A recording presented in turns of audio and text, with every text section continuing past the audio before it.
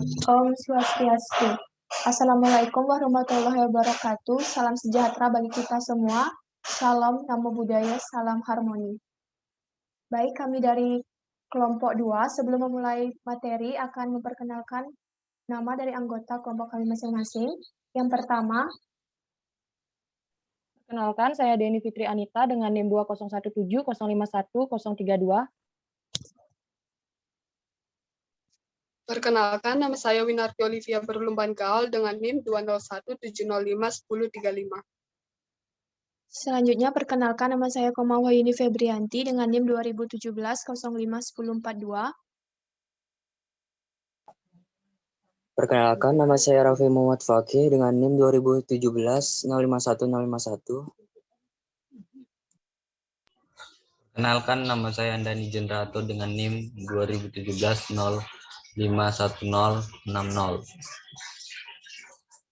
Baik, adapun materi yang akan kami bahas pada pertemuan kali ini yaitu mengenai melindungi sistem informasi. Adapun submaterinya ada 4. Yang pertama, mengenai kerentanan dan penyalahgunaan sistem. Yang kedua, nilai bisnis keamanan dan pengendalian. Yang ketiga, membangun kerangka kerja untuk pengamanan dan pengendalian. Dan yang keempat, teknologi dan sarana untuk melindungi sumber informasi. Adapun materi yang pertama akan dibawakan oleh teman saya. Baik, terima kasih atas waktunya. Di sini saya akan menjelaskan materi mengenai kerentanan dan penyalahgunaan sistem. Dalam menjalankan bisnis, seseorang perlu menjadikan keamanan serta pengendalian sebagai sebuah prioritas utama. Keamanan atau security merupakan kebijakan, prosedur, dan pengukuran teknis yang digunakan untuk mencegah akses yang tidak berwenang, alterasi, pencurian, atau kerusakan fisik pada sistem informasi. Sedangkan pengendalian atau kontrol merupakan metode kebijakan dan prosedur organisasi yang memastikan keamanan aset, organisasi, akurasi dan reliabilitas pencatatan, serta kepatuhan operasional pada standar manajemen. Sistem informasi merupakan komponen penting dalam suatu perusahaan. Sistem informasi sendiri adalah komponen yang saling terkait dan bekerja sama dalam mengumpulkan, memproses, menyimpan, dan menyebarkan informasi guna mendukung pengambilan keputusan, koordinasi, pengendalian dari perusahaan visualisasi dalam organisasi. Karena itu, sistem perlu dilindungi dari perusahaan kesalahan dan penyalahgunaan yang tentunya dapat merugikan perusahaan itu sendiri. Yang next.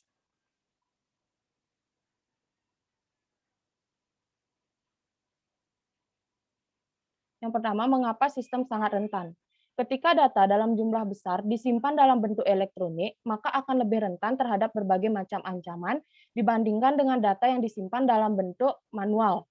Melalui jaringan komunikasi, sistem informasi pada beberapa lokasi berada saling terhubung. Potensi dari akses yang tidak berwenang, penyalahgunaan atau penipuan tidak terbatas pada satu lokasi, tetapi dapat terjadi di titik akses manapun dalam jaringan. Yang pertama ada kerentanan internet. Kerentanan internet merupakan jaringan publik yang besar seperti internet lebih rentan daripada internal, karena mereka hampir terbuka bagi siapa saja. Internet begitu besar sehingga ketika pelanggaran terjadi akan memberikan dampak yang luas.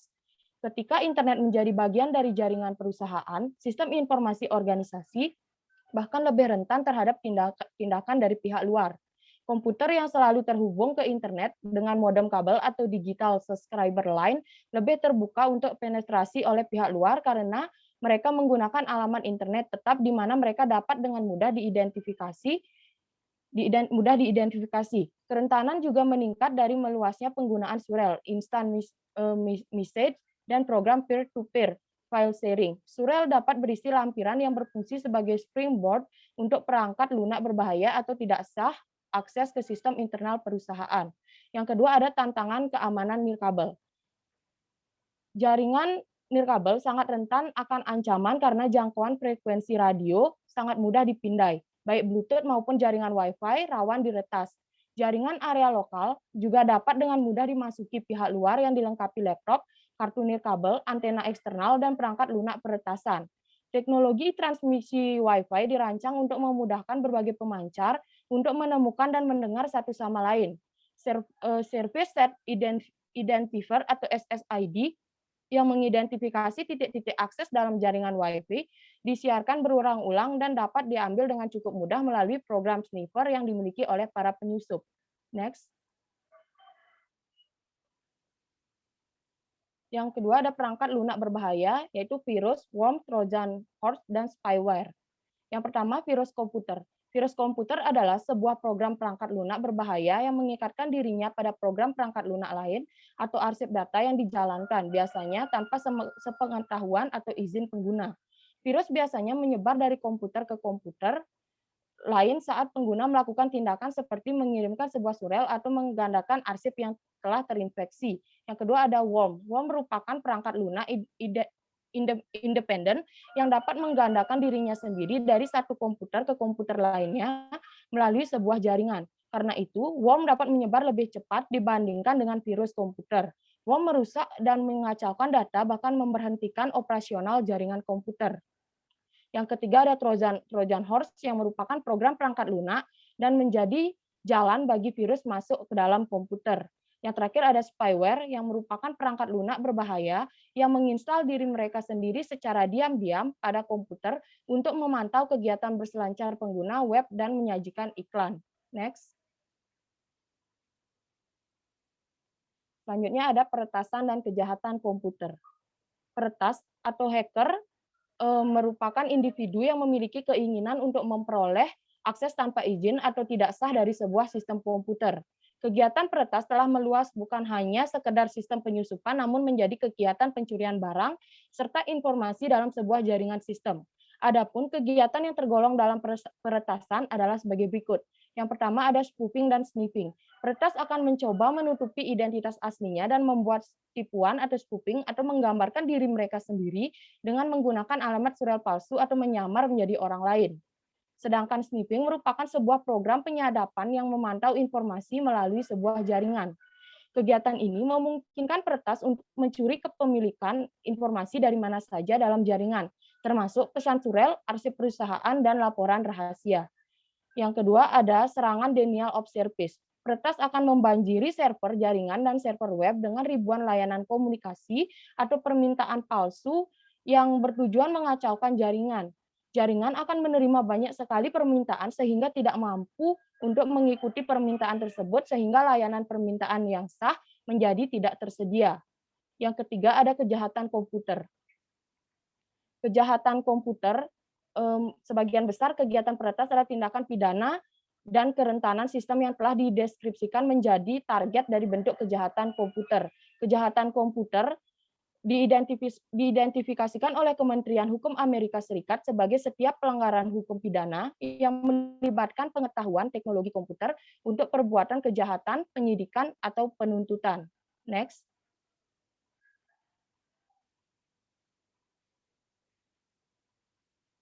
Selanjutnya ada pencurian identitas.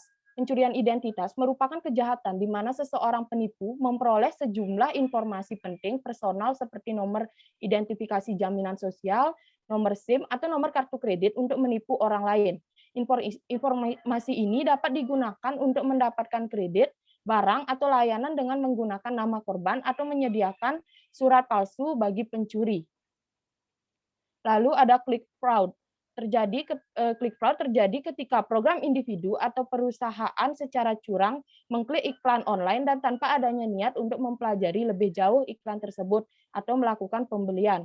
Click fraud menjadi permasalahan serius pada Google, menjadi permasalahan serius pada Google dan situs web lainnya yang memiliki fitur pemasaran online berupa iklan pay per click.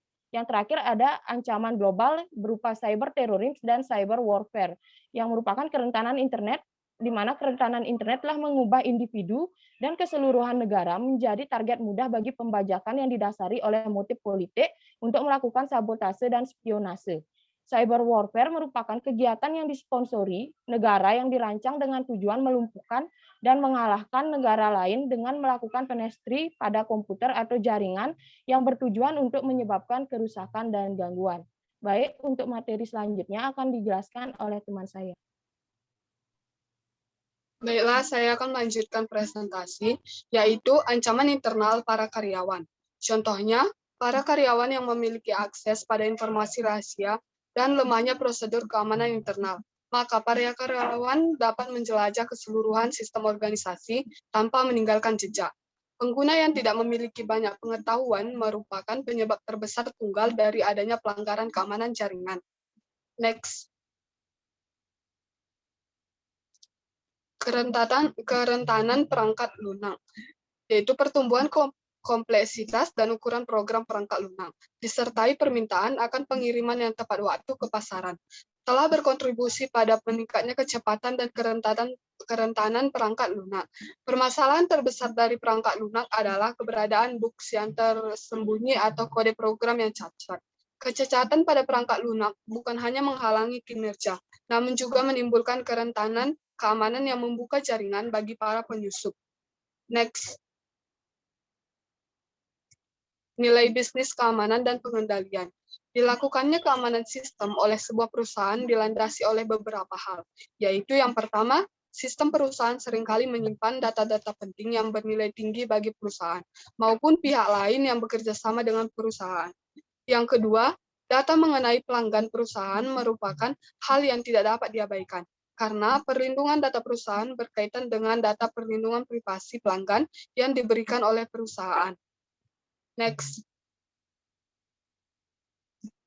Nilai bisnis keamanan dan pengendalian. Saat ini beberapa peraturan pemerintah telah mengatur mengenai pentingnya perlindungan data pribadi pelanggan agar tidak terjadi hal-hal yang merugikan.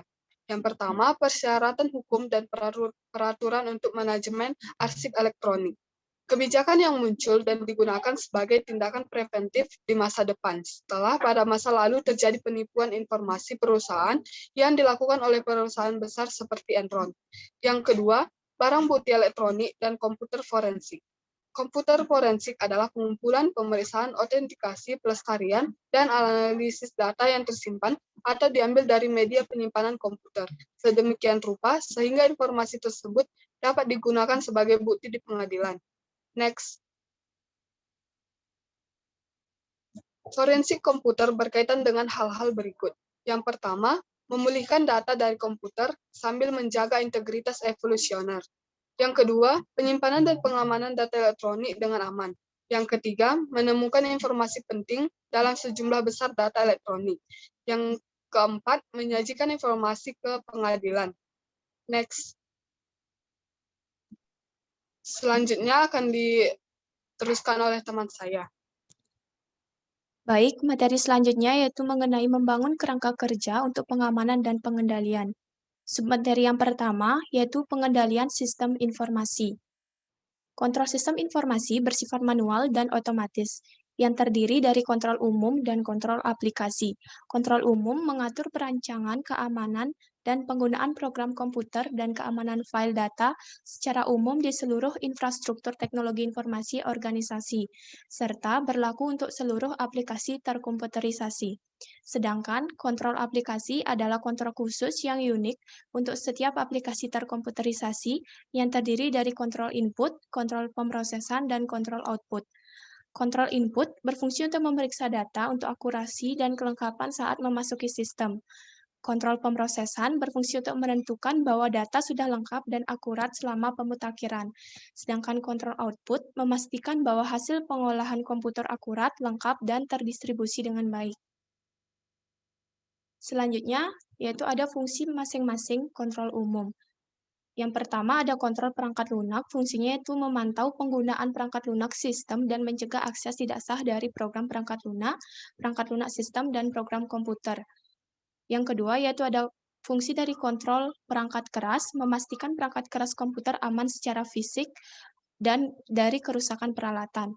Organisasi yang sangat bergantung pada komputer mereka juga harus membuat ketentuan untuk pencadangan atau operasi lanjutan untuk mempertahankan layanan yang konstan.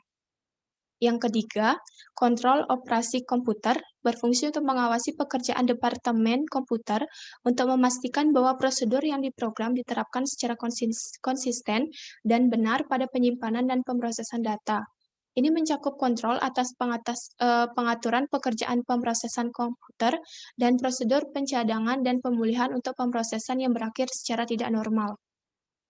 Yang keempat yaitu kontrol keamanan data, berfungsi memastikan bahwa file data bisnis yang berharga pada disk atau tape tidak tunduk pada akses yang tidak sah, diubah atau dihancurkan saat sedang digunakan atau dalam penyimpanan. Yang kelima yaitu fungsi kontrol implementasi berfungsi mengaudit proses pengembangan sistem di berbagai titik untuk memastikan bahwa proses tersebut dikontrol dan dikelola dengan benar. Yang terakhir yaitu kontrol administratif, berfungsi untuk memformalkan standar, aturan, prosedur, dan disiplin kontrol untuk memastikan bahwa kontrol umum dan aplikasi organisasi dijalankan dan ditegakkan dengan benar. Baik, materi selanjutnya yaitu mengenai penilaian risiko. Penilaian risiko menentukan tingkat risiko perusahaan jika aktivitas atau proses tertentu tidak dikendalikan dengan benar. Tidak semua risiko dapat diantisipasi dan diukur, namun kebanyakan bisnis akan dapat memperoleh beberapa pemahaman tentang risiko yang mereka hadapi. Manajer bisnis yang bekerja dengan spesialis sistem informasi harus mencoba untuk menentukan nilai aset informasi, titik kerentanan, kemungkinan frekuensi suatu masalah, dan potensi kerusakan. Begitu risiko telah dinilai, pembangun sistem akan berkonsentrasi pada titik kontrol dengan kerentanan dan potensi kerugian terbesar. Baik, materi selanjutnya akan dilanjutkan oleh teman saya. Baik, terima kasih. Yang C, kebijakan keamanan. Setelah mengidentifikasi risiko utama, perusahaan perlu mengembangkan kebijakan keamanan untuk melindungi aset perusahaan. Kebijakan keamanan terdiri dari informasi risiko, peringkat laporan, mengidentifikasi tujuan keamanan yang dapat diterima, dan mengidentifikasi mekanisme untuk mencapai tujuan ini. Kebijakan keamanan mendorong kebijakan yang menentukan penggunaan sumber daya informasi perusahaan yang dapat diterima dan anggota perusahaan memiliki akses terhadap aset informasinya. Next.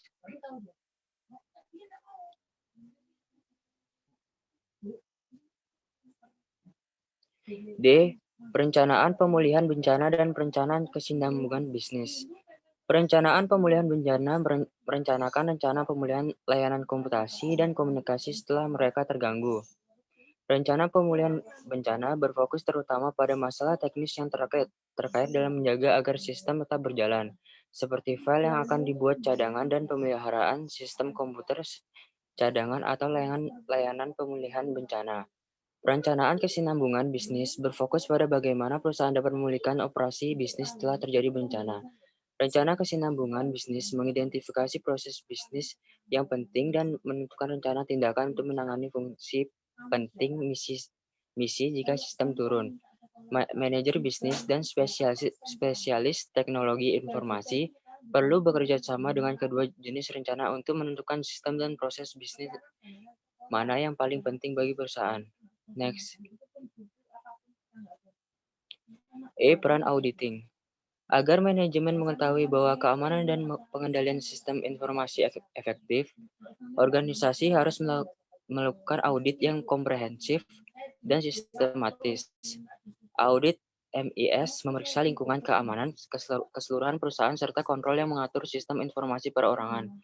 Audit keamanan meninjau teknologi, prosedur, dokumentasi, pelatihan, dan personil.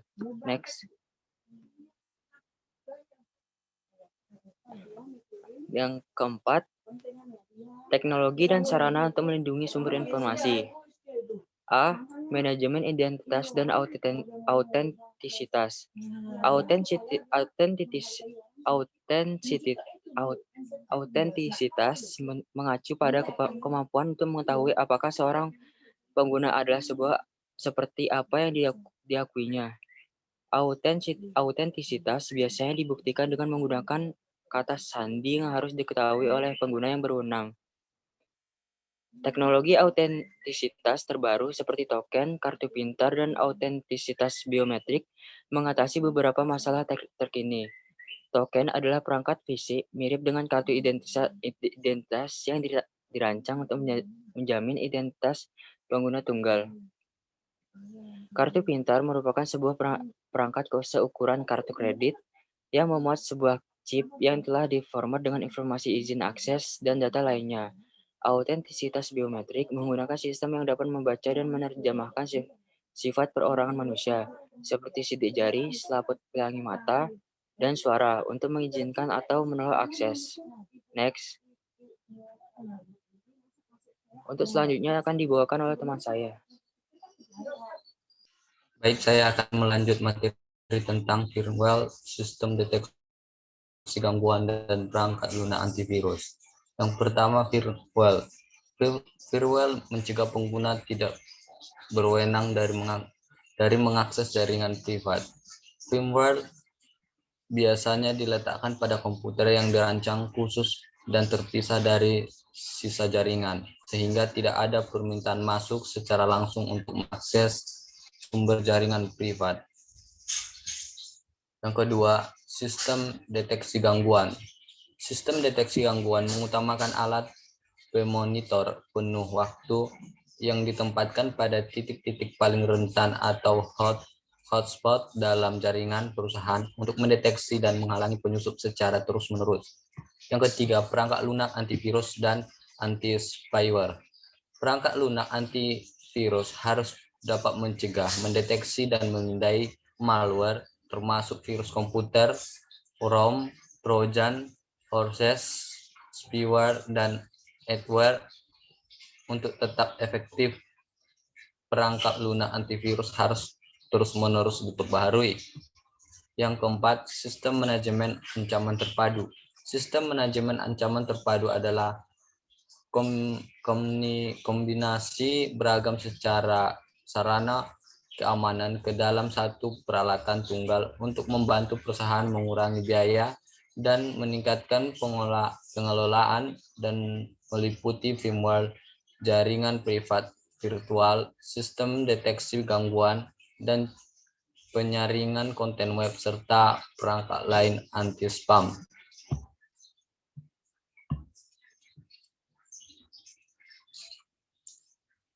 Yang C, melindungi jaringan nirkabel.